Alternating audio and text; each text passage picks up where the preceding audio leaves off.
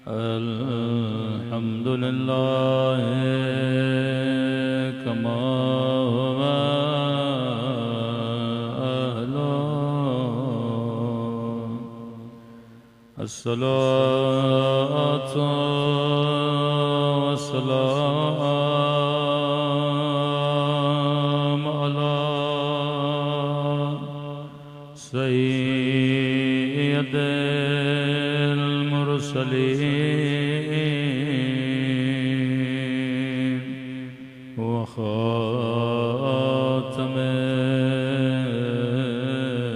नबिय्यीन अबिल क़ासिम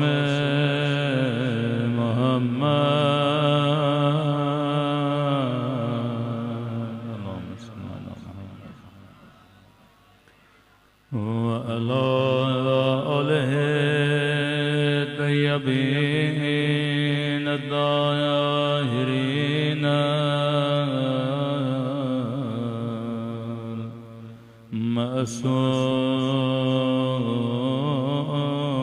मअसूमीन। संभल के दुआ इमाम ज़मा अल्लाहुम्मा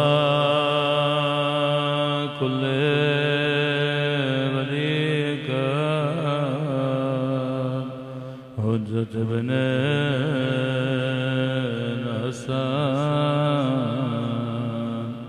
सलवातुका अलैहि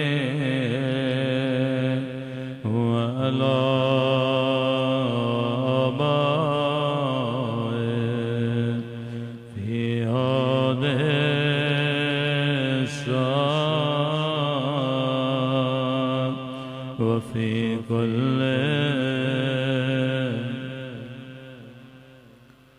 वलियान वाफ़िदा व क़ाइदान व नासिरा व दलीलान व अना हद्दा तुस्कनहु अर्दका तव्वाब व तुमत्तअहु फ़ीहा तवीला बिरहमतिका या अरहमर राहिमीन। सल्लल्लाहु अलैहि मोहम्मद व आले मोहम्मद।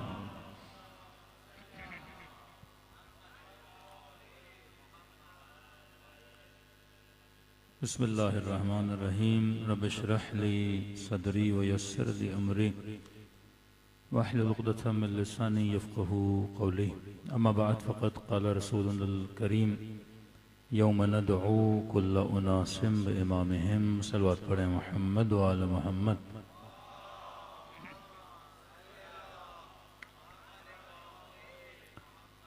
दुआ है परवरदिगार आलम हम सब की इबादतों को अपनी बारगाह में कबूल फरमाए और जो मकसद ज़िंदगी और हयात लेकर अपने घरों में इमाम बाड़ों में ज़िक्र मोहम्मद वाले मोहम्मद रखते हैं, खुदा उन मकासद में भी हम सबको कामयाबियाँ कामरानियाँ नसीब फरमाए।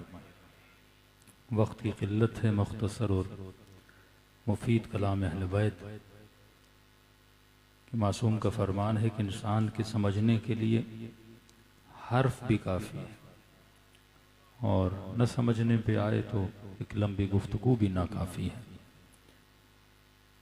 तो फरमा यौम नदअू कुल्ल उनासिम बिइमामिहिम कि क़यामत के दिन जब परवरदिगार आलम इंसान को बुलाएगा और उठाएगा तो सबसे पहला सवाल परवरदिगार आलम इंसान से ये नहीं करेगा कि नमाजें कितनी लाए हो, रोज़े कितने लाए हो, हज कितने लाए हो, मुसलमान ये बता तरावियाँ कितनी लाए हो, उम्रे कितने करके आए हो।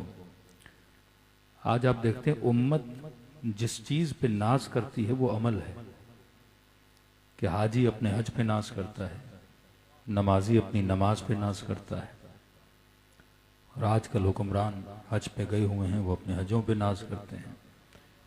जनरल मुशर्रफ काबे की छत पे जाके नाज करते थे। आप मुख्तलिफ हुक्मरानों की ज़बानों से सुनोगे, जब वो हज पे जाते हैं, नबी की ज़ियारत पे जाते हैं, नाज करते हैं। हाँ, नाज करना चाहिए, अच्छी बात है, एक अच्छा अमल है जिस पे नाज होना भी चाहिए। बुराइयों पे नाज नहीं, नेकियों पे नाज होना चाहिए। लेकिन खुदा कहता है कि मैं जब तुझे क़यामत में बुलाऊंगा तो मैं नमाज का नहीं पूछूंगा, मैं सबसे पहले रोज़े का नहीं पूछूंगा, मैं ज़कात का नहीं पूछूंगा, मैं ये भी नहीं पूछूंगा कितनी खैरात करके आए हो, कितने यतीम पाल कर आए हो, कितने गरीबों की मदद करके आए हो। फरमा पहला सवाल क़यामत में अमल का नहीं है, सबसे पहला सवाल जो क़यामत में किया जाएगा, खुदा ये पूछेगा बता इमाम कौन सा लाया है। तो तभी आप देखते हैं शिया नमाज से पहले अपने इमाम पे नाज करते हैं, रोज़े से पहले अपने इमाम पे नाज करते हैं, क्योंकि जो चीज़ काबिल नाज है वो आपका इमाम है। कौमें अपने लीडरों पे नाज करती हैं, अपने रहबरों पे नाज करती हैं। आज शिया कौम अपने बहादुरों पे नाज कर रही है कि नहीं कर रही? अपने रहबरों और शहीदों पे नाज कर रही है कि नहीं कर रही? जब रहबर अच्छा हो तो कौम को नाज करना बनता है। कि क़यामत के दिन खुदा जो सबसे पहला सवाल करेगा, ये कहेगा ये बताओ इमाम कौन सा लाए हो। अगर इमाम हक था तो फिर कहेगा अपनी नमाज भी लाओ, अपना रोज़ा भी लाओ, अपना हिफ्ज़ कुरान भी लाओ। लेकिन अगर इमाम सही नहीं था, नमाज चाहे कितनी भी अच्छी हो खुदा मुंह पे मारता है, इबादत चाहे कितनी भी अच्छी हो खुदा मुंह पे मारता है। करबला की जंग का मसाला नमाज का नहीं था। क्या बोले इमाम हुसैन करबला गए ताकि लोगों को नमाजी बनाए। नमाजियों को क्या नमाजी बनाना, हाजियों को क्या हज सिखाना, आबिदों को क्या इबादत का बताना, जाकिरों को क्या जिक्र का बताना। हुसैन करबला गए थे, नमाजी तो थे, पर इन नमाजियों का रुख सही नहीं था। आबिद तो थे। अगर कोई पूछे क़िबला खुलासे जंग करबला क्या है, तो कहो करबला की जंग का मसला रुख का है, रेखे रुख। कि यहाँ 1 लाख नमाजी खड़े हो जाएं और कि हमने नमाज पढ़नी है। अभी नमाज पढ़ो, कोई लेफ्ट पे पढ़े, कोई राइट पे पढ़े, कोई सीधी तरफ, कोई उल्टी तरफ, और इन सब का रुख काबे की तरफ ना हो। और 1 नंबर के नमाजी, रुकू भी सही, सजदे भी सही, हम्द भी सही, इबादत भी सही, खुलूस भी हो, गिरिया भी हो, सब कुछ हो इनकी नमाज में, लेकिन इनका रुख जो है वो काबे की तरफ ना हो। और इन लाख नमाजियों में एक नमाजी जो 2 रकत पढ़ रहा हो लेकिन उसका रुख काबे की तरफ हो, तो खुदा इन सब नमाजियों पे उस नमाजी को भारी कर देता है। हा? क्योंकि रुख सही था। ये जानबूझ के अबा अब्दुल्लाह अल हुसैन करबला में एक ऐसे शख्स को लाते हैं जिसका नाम वहब कल्बी है। कौन इब्ने साद जो सबसे बड़ा नमाजी, कौन शिमर जो सबसे बड़ा हाजी। तो मौलाना का देख मैं किसी ऐसे को ला रहा हूं जिसने जिंदगी में एक नमाज नहीं पढ़ी, जिसने जिंदगी में एक रोजा नहीं रखा, जिसने जिंदगी में एक हज नहीं किया। बस हुसैन ने इसके रुख को सही कर दिया तो ये कई नमाजियों पे भारी पड़ गया। आज मसला उम्मत के रुख का है कि तुम्हारा किबला कौन है, तुम्हारा काबा कौन है, तुम किस खत पे चल रहे हो। देखो खुदा बहुत सिंपल बातें करता है। कहदिना सिरातल मुस्तकीम। आज किसी से पूछो ना, हमने न्यू रिजविया से मसलन शाह फैसल की तरफ जाना है तो किबला कैसे जाएं, कोई कहे सीधे की तरफ जाओ, फिर उल्टी तरफ, फिर राइट को मुड़ना, फिर चौराहेगा, फिर गोल घूमना, फिर सीधे जाना। आधे रास्ते तक तो वैसे ही भूल जाएंगे आप। फिर आगे जाके किसी और बंदे से पूछेंगे जनाब अगला रास्ता बताओ। खुदा जब एड्रेस बताता है, बड़ा सिंपल सा एड्रेस, कि खुदा मुझे हिदायत चाहिए, तो कहदिना सिरातल मुस्तकीम, सीधे चलते जाओ, न कहीं मुड़ने की ज़रूरत है, न कहीं इधर उधर जाने की ज़रूरत है। फिर भी असहाब ने नहीं समझा, फिर नबी ने सहाबियों को बिठाया, फिर 3-4 लकीरें खींची, कुछ टेढ़ी कुछ पेढ़ी, फिर एक लकीर रसूल ने सीधी खींची। या रसूल सिरात मुस्तकीम की या सीधी लकीर है, या रसूल इससे मुराद क्या। जब अली की तरफ इशारा किया कि ये सिरात मुस्तकीम है, या अली। अल्लाहुम्मा सल्ली अला मुहम्मद। देखो मैं बिल्कुल आसान कर दूं, मसलन यहाँ 500 लोग बैठे हों तो कहें कि मौलाना जिंदगी सीधी कैसी गुजारी जाती है, तो मैं किसी सीधे की तरफ इशारा करूंगा ना, किसी टेढ़े की तरफ इशारा नहीं करूंगा ना। कहीं क़िबला 4 भाई हैं, 10 भाई हैं, 4 चाचू हैं, 5 मामू हैं, तो कहूंगा इन सब में सीधा कौन है? हमारे यहाँ सीधा साधा उसे बोला जाता है जो बिल्कुल अकल का कम हो। लेकिन जो सीधा हो, मतलब जो किरदार का सीधा हो, जो जबान का सीधा हो, जो उसूल का पक्का हो, जो इतना सीधा हो कि न कोई उसे खरीद सके न लालच दे सके। तारीख में आपको कुछ लोग सीधे मिलेंगे जिन्होंने मैसम तम्मार की तरह जबानें कटा दी, उसूलों को नहीं छोड़ा, जिन्होंने हबीब इब्न मज़ाहिर की तरह घर छोड़ दिया पर इमाम को नहीं छोड़ा, जिन्होंने हुसैन इब्न अली की तरह आवाज दी हयात मिन ज़िल्ला के जिल्लत की जिंदगी से इज्जत की मौत बेहतर है। आज जमाने में नमाजी मिल जाएगा, सीधा नमाजी नहीं मिलेगा, रोजेदार मिल जाएगा, सीधा रोजेदार नहीं मिलेगा। जबान का सीधा, किरदार का सीधा, रफ्तार का सीधा। अमीरुल मोमिनीन के पास आए ना तलहा और जुबैर, अब देखो मौला पहले ही इशारा देते हैं कि तुम जिससे डीलिंग करने आए वो सीधा आदमी है, वो पहलों की तरह उसके वजूद में एविजाज नहीं है। जैसे बैठे तो अमीरुल, ये सिंपल सी बातें हैं लेकिन इनके वजूद के अंदर बड़ा पैगाम है। जब बैठे तो अमीरुल मोमिनीन ने पहला सवाल किया, ये बताओ सरकारी काम से आए हो या जाती काम से आए हो? आप किसी मिनिस्टर से मिलने जाते हो ना, फलां सीट दिला दें, फलां ओहदा दिला दें, तो उसका जाती काम है ना। तो कहा नहीं, अली कुछ जाती बातें करने आए हैं। इमाम ने एक चिराग को बुझाया, दूसरे चिराग को जलाया। तो कहा अली ये क्या कर रहे हैं? इमाम फरमाया ये चिराग जो था इसका तेल बैतुल माल से था, ये जो चिराग है इसका तेल मैंने अपने पैसों से खरीदा हुआ है। अब बताओ क्या बातें करने आए? तलहा जुबैर को देखने लगा, जुबैर तलहा को देखने लगा, कि जो 2 सेकंड के लिए बैतुल माल का तेल जाया न करे, उस अली से हम बसरा की हुकूमत कैसे ले सकते हैं? उस अली को यह कहकर कि हमने आपकी बड़ी मदद की थी तभी आप हाकिम बने हैं, का नहीं, अली से कुछ होने वाला नहीं है। सीधे इंसान का अली बसरा में जंग खड़ी कर देंगे का कोई मसला नहीं, अली सिफीन में लोगों को बगावत पर उतारेंगे का कोई मसला नहीं है। क्योंकि इमाम क्या होता है? उसूलों का पक्का होता है। तभी खुदा ने कहा कयामत में ये पूछूंगा कि तुम्हारा इमाम कौन है। अगर इमाम सही है तो अमल कबूल है, अगर इमाम गलत है तो अमल काबिल कबूल नहीं है। अब यहाँ एक नई फिक्र जो बड़ी आसानी से आप अपने बरादरां के साथ जब बैठें तो उनसे डिस्कस कर सकते हैं। देखिए बिलफर्ज हम सारे इख्तलाफात को दूर कर दें कि नबी खुदा के 1 लाख से ज़्यादा असहाब बताए जाते हैं। तसव्वुर करें 10,000 सहाबियाँ रसूल खुदा के और 10 के 10,000 नेक हैं। और इस गड़ी हुई हदीस को भी हम मान लें कि सहाबी का नुजूम बेअय्युहुम इक़्तदैतुम अहतदैतुम, कि मेरे सारे सितारे, मेरे सारे सहाबी सितारों की तरह, जिसके पीछे भी लगो हिदायत मिलेगी। बिल फर्ज आप कहें कि भाई हमने मान लिया, क्योंकि अहमियत इमाम समझो। जब खुदा कहता है मैं मेरे लिए पढ़ी हुई नमाज को कबूल नहीं करूंगा अगर इमाम सही नहीं, मेरे लिए किए हुए हज को कबूल नहीं करूंगा अगर इमाम सही नहीं। नहजुल बलागा मौला फरमाते हैं 6000 साल शैतान ने इबादत की है। फिर मौला फरमाते हैं वो 6000 साल दुनिया के साल नहीं थे, आखिरत के साल थे। अब तसव्वुर करो कि कितनी इबादत की शैतान ने, लेकिन उसने जब सही को इमाम नहीं माना तो खुदा ने कहा तू काफर भी है, तू रजूम भी है, तो मेरी जन्नत से निकल जा। अब सवाल है शैतान क्या कह रहा था? खुदाया इसे क्यों इमाम बना रहे हो? फलां को बना दे, उसको बना दे, तो मुझे उससे कोई मसला नहीं, इससे क्यों?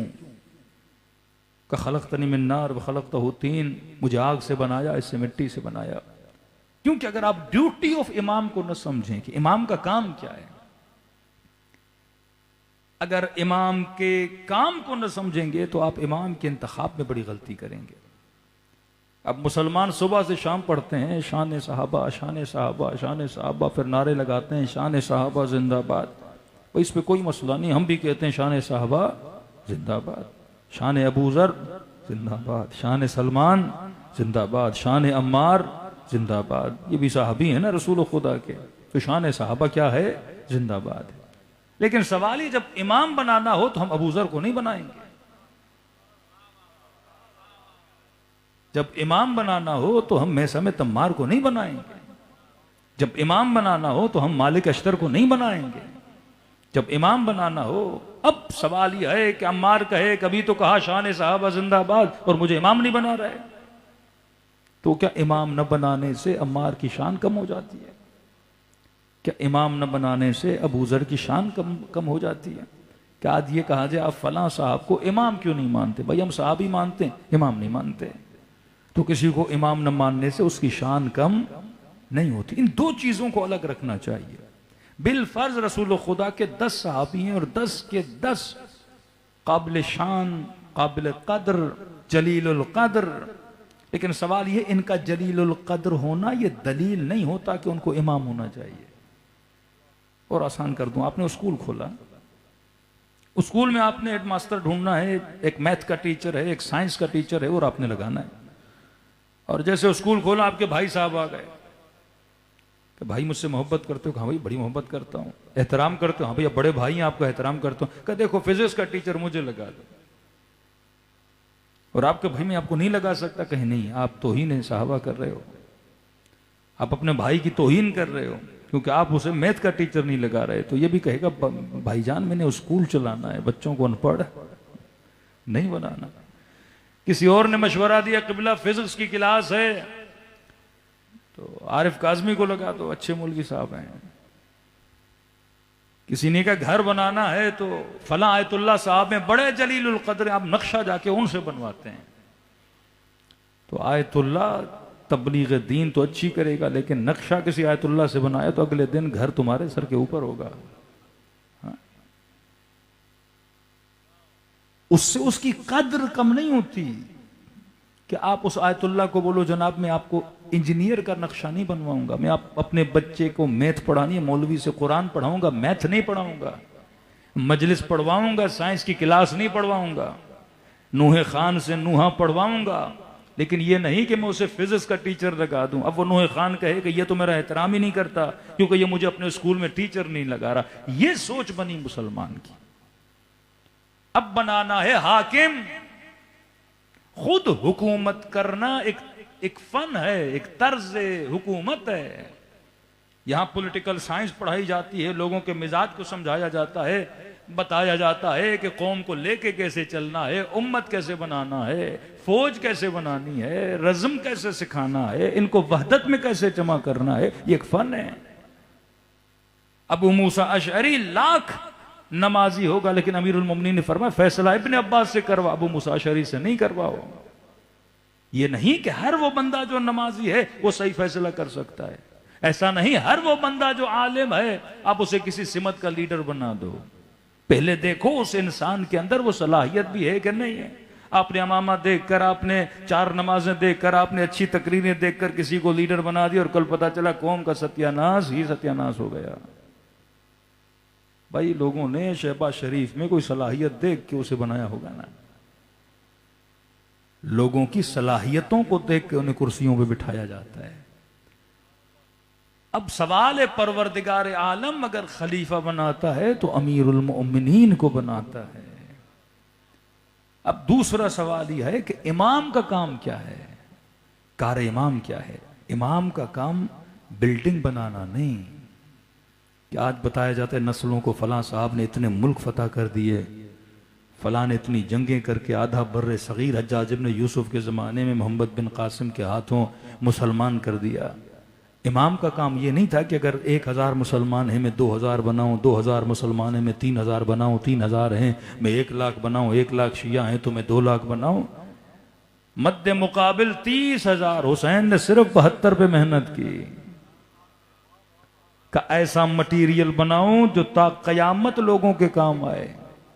यजीद ने लाखों यजीदी बनाए, लेकिन आज वो यजीदी किसी काम के नहीं। जो हुसैन ने बनाए वही आज वक्त के यजीद के मुकाबले में खड़े होते नजर आते हैं। हाँ।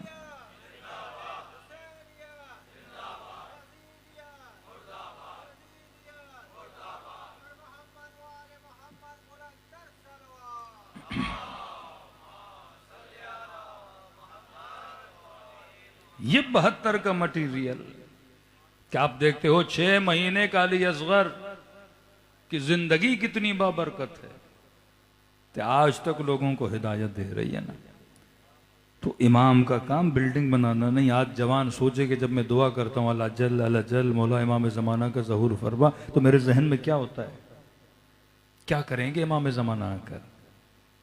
किसी बच्चे से मैंने पूछा मौला क्या करेगा, मौलाना पाकिस्तान में लोड शेडिंग बहुत है, इमाम ज़माना आ जाए लोड शेडिंग कम हो जाए। मौला के ज़ाकिर आ गए, सलवात पढ़े मोहम्मद व आले मोहम्मद।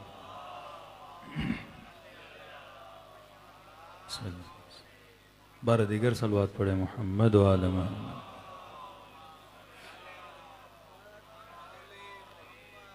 तो कहा अल अजल। मैंने कहा बेटा क्यों कह रहे हो अल अजल? का क़िबला बड़ा जुल्म है, लोड शेडिंग बहुत है, इमाम ज़माना आए तो लोड शेडिंग कम हो जाए। मैंने कहा ये काम तो सऊदी अरब भी कर सकता है कि कल से पेट्रोल फ्री कर दे तो पूरे पाकिस्तान में लोड शेडिंग क्या हो जाएगी, ख़त्म हो जाएगी। कोई के मौलाना रजल इसलिए कह रहे हैं कि पाकिस्तान के रोड बड़े ख़राब हैं। मैंने कहा ये कोई अच्छा मालदार इंजीनियर, कोई अच्छा ठेकेदार ढूंढ लो तो वो भी आपका रोड बना सकता है। इमाम का काम बिल्डिंग बनाना नहीं। अच्छी सी अच्छी बिल्डिंग अमेरिका बना सकता है। वर्ल्ड ट्रेड सेंटर कितना बड़ा है। आज यूएई चले जाओ, बुर्ज खलीफा को देखो, ये बुर्ज साज, ये बिल्डिंगें बनाने वाले बहुत मिलेंगे। आज कोई आपसे पूछे कि तुम्हारे इमाम ने कौन सा कारनामा किया है, आज हमारे बाज खतीब मिंबर पे बैठ के जो गलतियां करते हैं कि मसलन अमीर शाम ने ये कारनामा किया, वो कारनामा किया। कश्ती बनाना कोई कारनामा नहीं, ईरान फतह करना कोई कारनामा नहीं, रोम फतह करना कारनामा नहीं।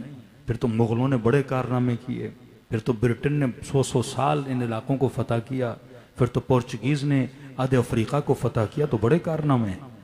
किसी को फतह करना, मुल्कों पे कब्जा करना, ये कारनामा नहीं होता। इमाम का काम मुल्क फतह करना नहीं। ऐसे मुसलमान जो हज्जाज इब्न यूसुफ ने बनाए, उनका फ़ायदा क्या, जो मुसलमान का गला काटे, इससे अच्छा था हिंदू रहते। इमाम का काम क्या है? हाँ, फैज़ इमाम में बिल्डिंग बनेगी, वजूद फैज़ बाबरकत इमाम से लोगों के मसाइल हल होंगे, लेकिन मकसद इमाम ये नहीं। इमाम का मकसद ज़मीनें बिल्डिंगें बनाना नहीं, इमाम का मकसद है इंसान बनाना। आज कोई कहे फला खलीफा, बोलो उस खलीफे ने क्या बनाया, इंसानी काम बताओ मुझे। 25 साल हुकूमत की, कोई 4 इंसान बताओ जिसको तारीख में नुमाया सूरत में देखा जाए। सबसे बड़ी हुकूमत अमीर शाम ने की है, बताओ उसने इंसानी कारनामा क्या अंजाम दिया। और जब करबला में आते हो ना, कहा एक था जिसने मुआशरे को हुसैन दिया, दूसरा था जिसने मुआशरे को यजीद दिया। आज अमेरिका का इंसानी सबसे बड़ा कारनामा क्या है? The product of US. America का कारनामा इंसानी सूरत में ट्रंप है, क्लिंटन है, बुश है, ये उसका इंसानी कारनामा है। इसराइल का इंसानी कारनामा नेतन्याहू है। पाकिस्तान का इंसानी सबसे बड़ा कारनामा शहबाज शरीफ है। और यहां मकतब अहल बैत वालों के कारनामे को कोई सिब्ते जाफर बन के बाहर निकलता है, कोई शहीद हुसैनी बन के बाहर निकलता है, कोई सैयद अली खामनेई बन के बाहर निकलता है, कोई खुमैनी बन के बाहर निकलता है। ये इंसानी कारनामे हैं। जब अली की जिंदगी में आओगे ना, तो इंसानी अली ने बनाया क्या? जब औलाद में देखो, किसी को अब्बास बनाया, किसी को हसन और हुसैन बनाया, और असहाब में आओ, किसी को कंबर बनाया, किसी को मैसम तम्मार बनाया, किसी को मालिक अश्तर बनाया। और हुसैन का कारनामा देखो, किसी को हबीब इब्न मदाहिर बनाया, किसी को मुस्लिम इब्न औसजा बनाया, किसी को वहब कल्बी और ज़ुहैर इब्न ऐन बनाया। और ज़ैनुल आबिदीन का कारनामा देखो, किसी को अबू हमज़ा समाली बना दिया। और तब नहीं, अब तक बना रहे हैं।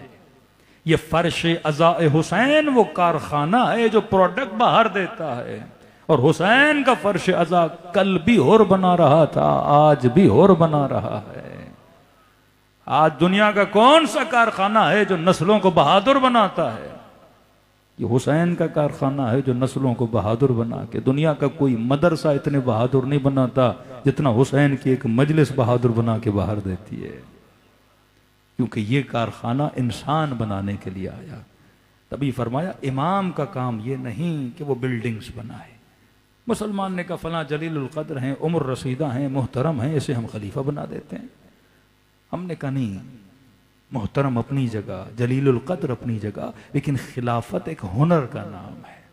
ये उसे मिलनी चाहिए जो साहिबे हुनर है और जिसके लिए नबी ने फरमाया अना मदीनतुल इल्म व अलीयुन बाबुहा, अना मदीनतुल हिकमह व अलीयुन बाबुहा। मिलते एक दाई थी। अब ये छोटे छोटे वाक़यात अमीरुल मोमिनीन के ज़माने में होते थे। शायद खुदा ऐसे वाक़यात रुनमा करता था ताकि लोगों को पता चले हकीकत में मुश्किल कुशा कौन है, हकीकत में हल्लाल मुश्किलात कौन है। दाई थी, इसका काम था बच्चे पैदा करवाना।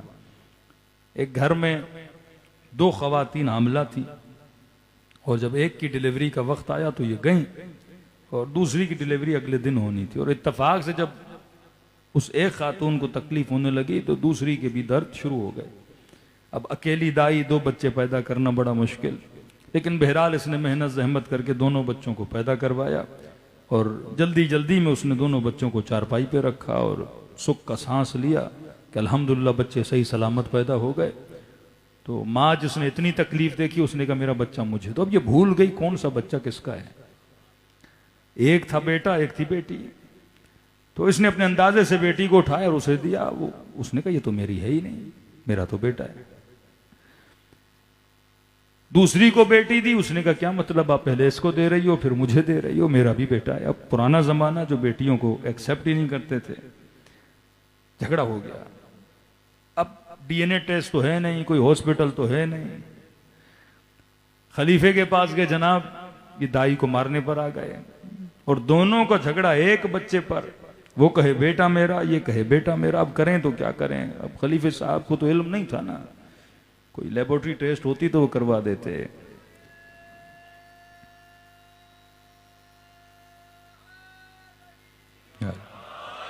देखो मैं फिर कह रहा हूं, जलीलुल कद्र थे, इल्म नहीं था। किसी का जलीलुल कद्र होना और है और आलिम होना और है। आप मुझे कहें मौलाना बड़ी अच्छी शख्सियत है लेकिन आपको मैथ नहीं आती, मैं बुरा नहीं मानूंगा। आप कहेंगे आपको फिजिक्स नहीं आती, मैं बुरा नहीं मानूंगा। आप कहेंगे मौलाना आपको बिल्डिंग बनाने का स्ट्रक्चर नहीं आता, तो बुरा नहीं मानूंगा। लेकिन मुसलमान बुरा मान जाता है, कहता है जो जलीलुल कद्र है उसे सब कुछ आता है। और नबी ने कहा नहीं, सब कुछ अगर किसी को आता है तो या मुस्तफ़ा को आता है या मुर्तज़ा को आता है। हाँ? और ये साबित अल्लाहुम्मा सल्ली अला मुहम्मद व आले मुहम्मद। अच्छा एक और अकली दलील आपको दे दूं।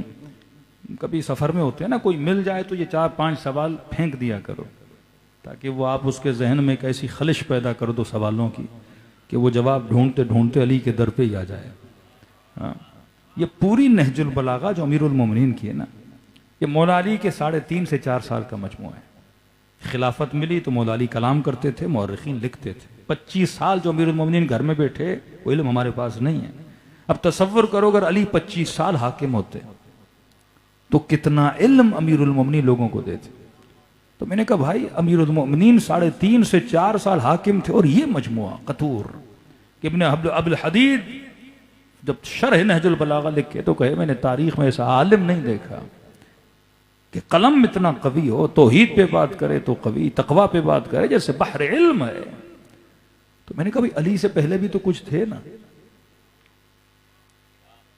अमीरुल मोमिनीन से पहले कोई 20 साल, कोई 25 साल, अमीर शाम की इतनी लंबी लंबी हुकूमतें। तो मैंने कहा कोई एक आधी नहजुल बलागा ही दिखा दो, कोई आधा खुतबा ही दिखा दो, कोई तौहीद के लिए 5 लाइनें दिखा दो। जो 25 साल में तौहीद के लिए 5 लाइनें न सुना सके वो कौम को इल्म कहां से अता करेगा। भाई इकबाल को पहचानना है तो उसकी शायरी पढ़ो। आपको नहीं फलां साहब को शायर मानो, मैं कहूँ शायरी है नहीं तो शायर कहां से मानूं। कहा नहीं हमारे अब्बा हुजूर हैं, बड़े मोहतरम हैं, आपको मानना पड़ेगा वो शायर। मैं कहूँगा कोई इकबाल नामा लाओ तो मानो ना। इमाम ज़ैनुल आबिदीन की पूरी सही पे सज्जा दिया, अमीरुल मोमिनीन की इतनी बड़ी दुआ कुमैल। अब किसी के ज़ुहद की, किसी की इबादत की, किसी की सादगी की, किसी की तकवा की तारीफ तो कर रहे हो, लेकिन एक आधी दुआ कुमैल तो दिखा दो, एक 4 लाइनें दुआ अरफा तो दिखा दो। जब किसी से कुछ मिलता ही नहीं। हम जब तारीख में जाते हैं तो ऐसे ऐसे मिलते हैं जिन्होंने सुबह की 2 रकत को 4 पढ़ा दिया, जिन्होंने जुमे की नमाज को बुध को पढ़ा दिया। तो ये इल्म है, और इल्म है जो इंसान को अजीज बनाता है। मलाइकों ने जब एतराज किया तो खुदा ने कहा पूछो आदम से और जब खुदा ने उनसे पूछना शुरू किया तो कहने लगे खुदाया हमें तो उतना ही आता है जितना तूने हमें सिखाया है। तो फजीलत बशर इल्म की बुनियाद पर आए। खलीफे के पास आए, कोई जवाब नहीं, झगड़ा। तो किसी ने कहा भाई पता तो है हर सवाल का जवाब अली इब्न अबी तालिब के पास मौजूद होता है। दौड़ी दौड़ी दोनों माएँ, वो बेचारी दाई, उसकी तो खुदा ने सुन ली कि कहीं ये लोग मुझे मार न दें। तो वो पहुंचे अमीरुल मोमिनीन के पास। कुछ नहीं, मौला अली ने दोनों को बिठाया, का लड़ने की कोई जरूरत नहीं। कनीज को कहा 2 प्याले लाओ, कनीज 2 प्याले लाई। देखो ये इमाम है, मेडिकल भी जानता है, जिस्म भी जानता है, इंसान की रगों में दौड़ते हुए खून को भी जानता है, लोगों के हसब को भी जानता है, नसब को भी जानता है। कहा कि 2 प्याले लाओ, 2 प्याले लाए गए। एक खातून को दिया, दूसरी खातून को कहा जल्दी निशान लगाओ कौन सा तुम्हारा है और कौन सा इसका है। दोनों ने निशान लगाया। मौलाना का कमरे में जाओ और प्यालों को दूध से भर के लाओ। दोनों कमरे में गए, प्याले भरे। फिर कनीज को कहा इनके दूध को बराबर करो। बराबर किया। फिर इमाम ने कहा तराजू मंगवाओ। तराजू मंगवाया। एक प्याले को एक तराजू पे, दूसरे प्याले को दूसरे तराजू पे। जिस प्याले का वजन ज्यादा था नीचे गया। इमाम ने कहा बेटा इसका है, इसे दे दो। तअज्जुब में आ गए अमीरुल मोमिनीन। क्या इमाम ने कहा देख नहीं रहे दूध बराबर है लेकिन इसका वजन ज्यादा है। का मौला क्या मतलब? अल्लाह जिसको बेटा देता है, बेटे ने वारिस बनना है, बेटे ने मेहनत करनी है, बेटे ने जहमत करनी है। मर्द के वजूद की हड्डियां मजबूत होती हैं, जिस्म इसका मुहकम होता है। लिहाजा खुदा जो बेटे को गजा देता है वो बेटी से ज्यादा भारी गजा देता है।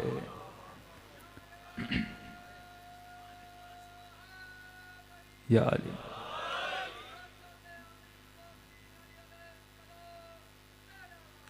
अल्लाहुम्मा सल्ली अला मुहम्मद व अला मुहम्मद। कभी आपके बच्चे ने आपसे पूछा कि बाबा मेडिकल स्टोर पे जाते हैं, ये मल्टी विटामिन वुमेन की अलग होती है, मैन की अलग होती है। जब आज के मेडिसिन बनाने वालों को पता है तो मल्टी विटामिन, लेकिन मर्द का डोज अलग है, वुमेन का डोज अलग है। तो क्या खुदा को नहीं पता होगा किसके डोज को किस तरह रखना है? तो खुदा ने वो तरतीब रखी कि इसका दूध थोड़ा क्या होता है, भारी होता है। तो ये है मुहल्लाल मुश्किलात। इमाम का काम है मुआशरे में इंसान बनाए। आपने हुकूमत ऐसों को दे दी, उन्होंने इंसान के बजाय जानवर बना दिए मुआशरे में, कि 60 साल के बाद एक ऐसा मुआशरा बना। भाई हम थोड़ा पीछे ही चले जाएं, 60 साल पे क्यों जाते हैं? पहले खलीफे को छोड़कर दूसरे खलीफे को मारा गया, तीसरे खलीफे को मारा गया, अमीरुल मोमिनीन को शहीद किया गया, हसन के जनाजे पे तीर चलाए गए।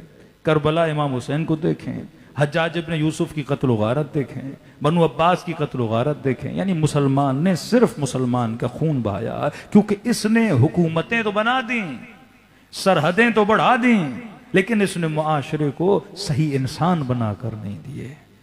अब खुदा ने कहा मैं 12वें को पर्दे गैब में भेज रहा हूं। परवरदिगारा फिर हमें इंसान कौन बनाएगा? हमें इंसानी सरहदों पे कौन लाएगा? ना हमारे बीच में नबी है न वली है, तो किन दरिंदों के हवाले कर रहा है मुआशरे को? या हमारे बच्चों को नोच जाएं, या उनकी सोचों को चोरी कर लें, या उनके अकीदों को तबाह बर्बाद कर दें कि मदरसों से निकलते हैं पर कातिल हैं, मदरसों से निकलते हैं पर जालिम हैं, ये मुफ्ती भी है लेकिन फतवा को बेचता है। तो खुदा ने कहा कोई घबराए तो घबराए, लेकिन तुझे नहीं घबराना चाहिए, क्योंकि मैं तुझे फर्श अज़ा हुसैन इब्न अली देकर जा रहा हूं। यहां बैठने वाले इंसान बन के उठेंगे।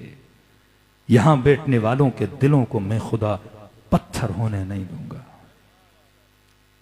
मजलिस सिर्फ इसका जाहिर आंसू है, इसका बातिल नरमी कल्ब है कि हुसैन की मजलिस इंसान के दिल को पत्थर होने नहीं देती।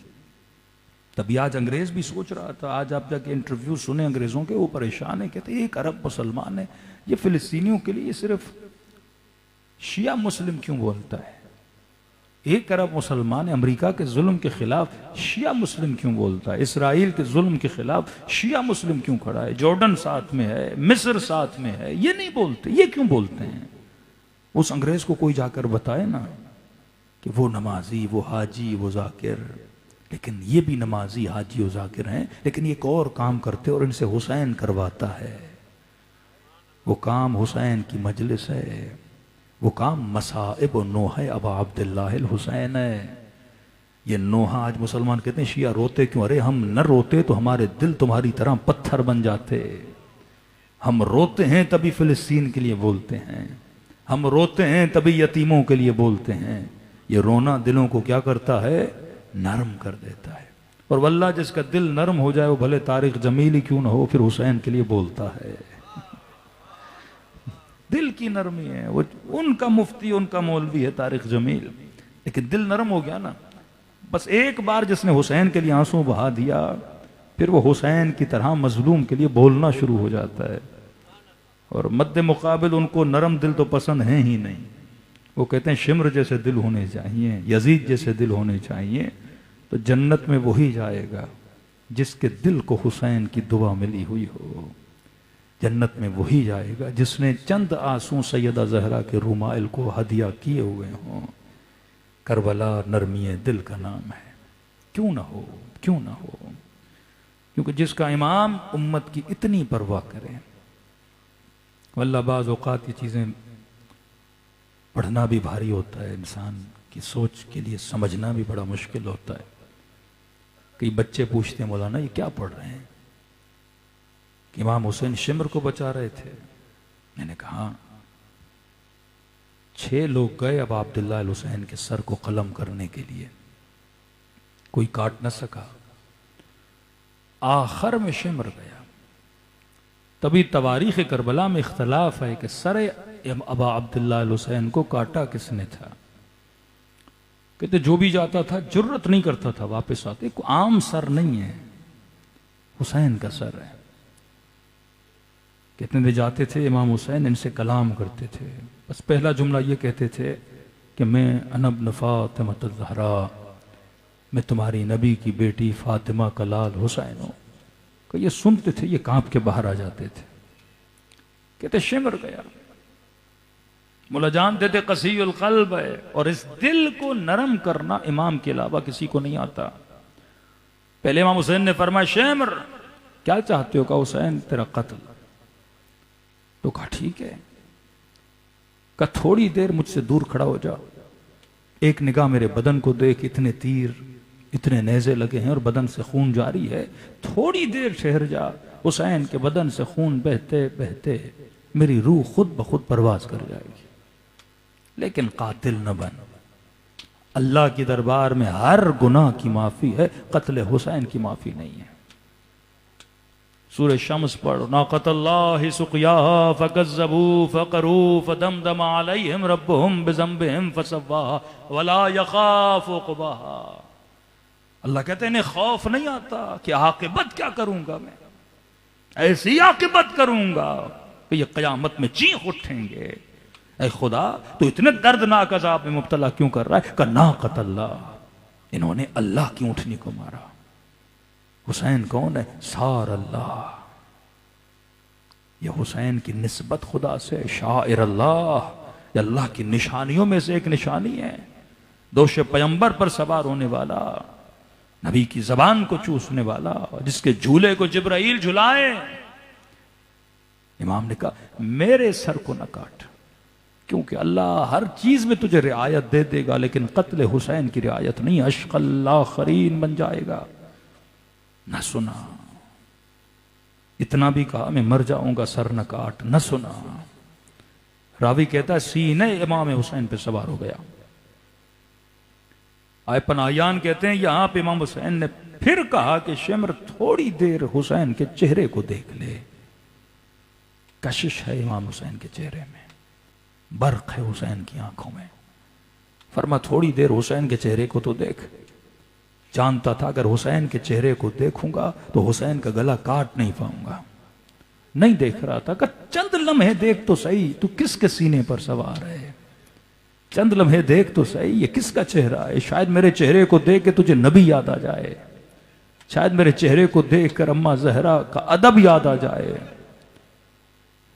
किसी ने कहा मौलाना फिर इसने देखा कि नहीं? मैंने कहा मुझे नहीं पता, लेकिन इमाम ज़माना फरमाते मेरा सलाम हो करबला के उस शहीद वे जिसकी गर्दन के पीछे से उसके सर को काटा गया। का नहीं देखा। इसने हुसैन को पलट दिया और पुश्त गर्दन से इमाम हुसैन के सर को काटना शुरू किया। अल्लाह जाने ये मंजर बहन ने कैसे देखा होगा। 70 कदमों से पुकार कर रही थी, खुदा आपको करबला भेजे। कई मोमिनीन भी ज़ियारत करके करबला से वापस आए। करबला जाते हो तो एक मकाम है रासुल हुसैन, वहां से मुड़ के देखोगे तो ख़याम हुसैन है, जिसे तल्ले ज़ैनबिया बोला जाता है। कई लोगों के जहनों में सवाल होता है ये जमीन इतनी ऊपर नीचे क्यों है? तल्ले ज़ैनबिया ऊपर है, रासुल हुसैन का मकाम नीचे है। मैंने अपने आलिम से सुना, अपने उस्ताद से सुना कि जब ये इमाम हुसैन का सर काट रहा था तो बीबी ज़ैनब देख रही थी। का हुसैन जानते थे बहन ये मंजर देख नहीं पाएगी। उस वक्त इमाम हुसैन ने जमीन करबला को कहा, जमीन करबला नीचे चली जा कि मेरी बहन की निगाह इस कटती हुई रगों पे न पड़े।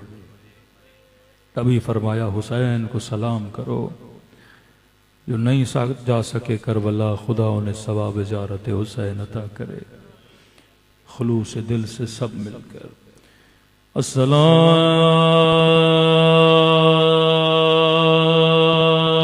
अलैल हुसैन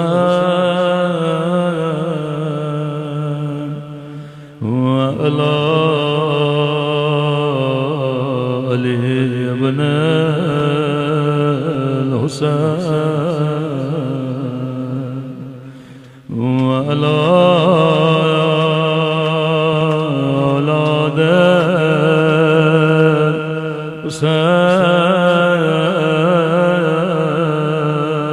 हुसैन वाला अस्हाब हुसैन सब मिलकर अस्सलाम अला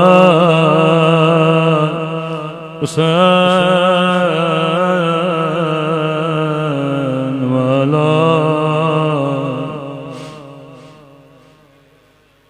मजमा बहुत है, हुसैन की सदा बुलंद वाला औलाद हुसैन वाला अस्हाब सब मिलके सलाम अला हुसैन वाला।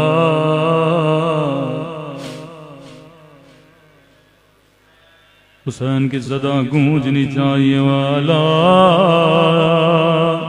औलाद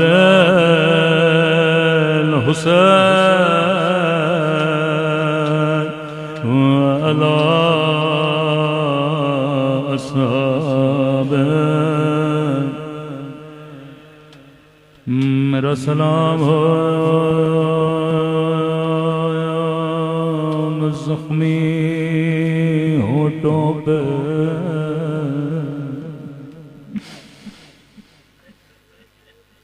मैंने नाम नहीं लिया कदीमी मोमिनो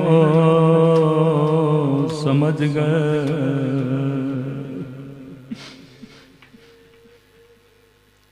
वल्लाह ये मेरा सलाम नहीं, फर्जंद ज़हरा इमाम ज़माना का सलाम है, जो फरमाते मोमिन तू सुन के बर्दाश्त नहीं करता,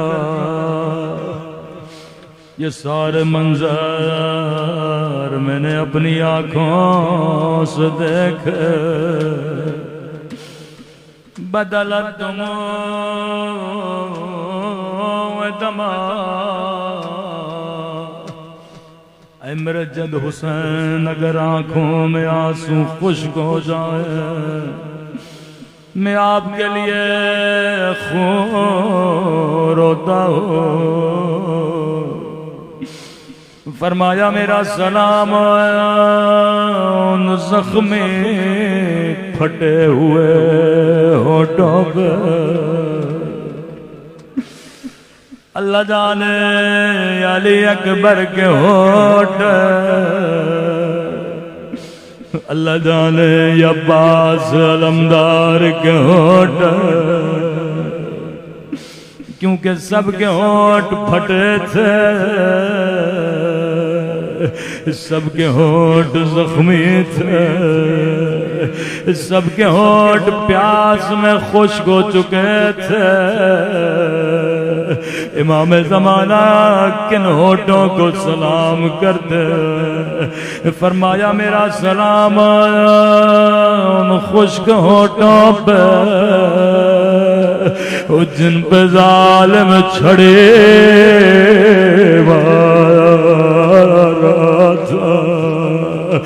अल्लाह जाने ये मंजर ज़ैनब ने कैसे देखा, अल्लाह जाने ये मंजर सकीना ने कैसे देखा।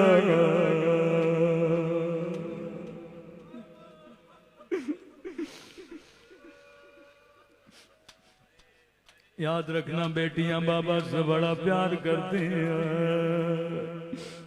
मुझे कई मोमिनों ने कहा मौलाना हम पहले भी रोते थे लेकिन अब सकीना पे ज्यादा रोते हैं। मैंने कहा क्यों?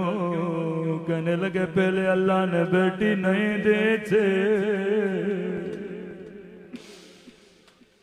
अगर किसी के घर में बेटी नहीं है दुआ करो खुदा एक बेटी दे ताकि हुसैन के दर्द को समझ सको, ज़ैनुल आबिदीन की तकलीफ को समझ सको। जब कोई कहता था मौला अल्लाह ने बेटी दी है, पहली नसीहत करते थे मोमिन कभी बेटियों को तमाचे न मारा करो, जब घर जाओ खाली हाथ न जाया करो, बेटियों के लिए कुछ ले जाया करो। बेटियां बाबा का बड़ा इंतजार करती हैं, सकीना ने भी बाबा का बड़ा इंतजार किया। सुनोगे बच्ची को क्या मिला? एक कटा हुआ सा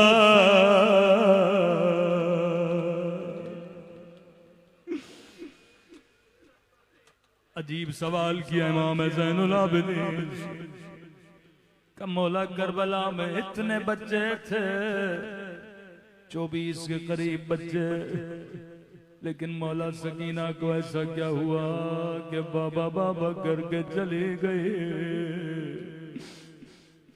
फरमाया खबरदार कभी हमारी बच्चियों को अपने बच्चों की तरह न समझा करो, कभी जहन में ख्याल भी ना आए इस बच्ची ने सब्र नहीं किया। ये साबिर बाबा की साबिर बेटी थी, पूरे सफर में बच्ची ने कोई शिकायत नहीं की। इतना सुनना मेरी गर्दन में लोहे का तो मेरी गर्दन में जख्म होते, ये नहीं मुझे वहां बिठाता जहां धूप होती थी। जानते हो मुझे कौन बचाता था? मौला कौन बचाता था? फरमाया मेरी 4 साला सकीना नन्ना सा बदन साया बना के मेरे सामने खड़ी हो जाती थी, रो रो के कहती थी मेरे अल्लाह मेरा बाबा नहीं रहा, मेरा अकबर भी मारा गया, मेरे सजाद को मेरी जिंदगी लग जाए।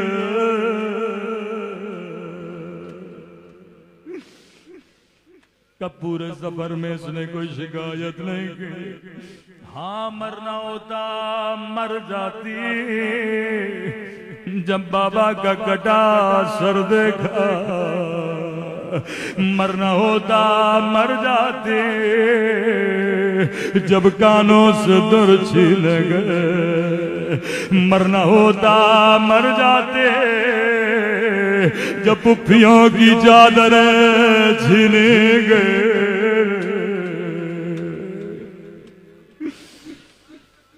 मौला ऐसा क्या हुआ कि सकीना बाबा बाबा करके चले गए।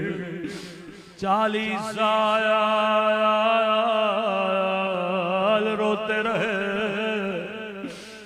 एक जुमला कहते थे शाम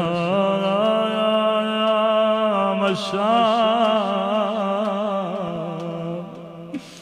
मौला शाम में ऐसा क्या हुआ? कहते थे शाम और शराबी का दरबार। वो कुछ हुआ जिसने सजाद को खून रुला। एक मर्तबा ये बच्ची दौड़े दौड़े मेरे सीने से लिपट गए। कहने लगी भैया सजाद मैंने बाबा से यतीमी का सुना था, मैंने बाबा से असीरी का सुना था, मैंने बाबा से तमाचों का सुना था, लेकिन भैया सजाद मैंने बाबा से कनीजी का नहीं सुना था। क्या सैदानियों को कनीजी में मांगा जाएगा? लेकिन इस मंजर ने भी सकीना को बीमार नहीं किया। फरमाया दादा एक रस्सी का सिरा मेरी गर्दन में था, दूसरा सिरा इन बच्चों के गलों में था। मैं जब जब कमर को सीधा करता था बच्ची की आवाज आती थी भैया सजाद मेरा गला घुट रहा।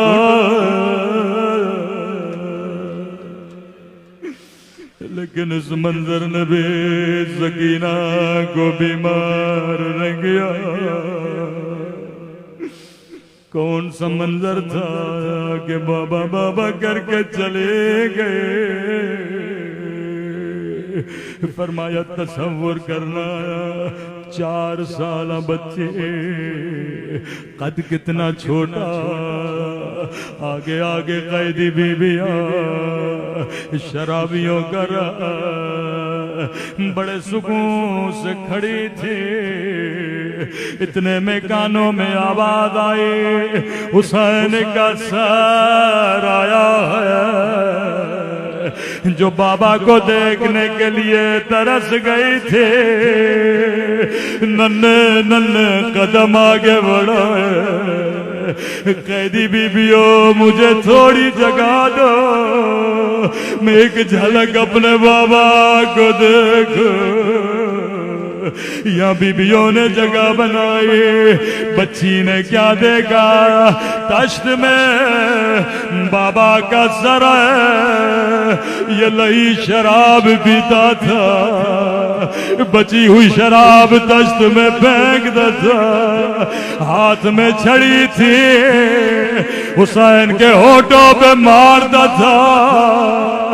बच्ची की फरियाद बुलंद हुए, नमायार मेरा गरीब बाबा, ओ मेरा 3 दिन का प्यास बाबा, ओ मेरा गरीब वतन बाबा। इतनी फरियाद की बच्ची में होश हो गए।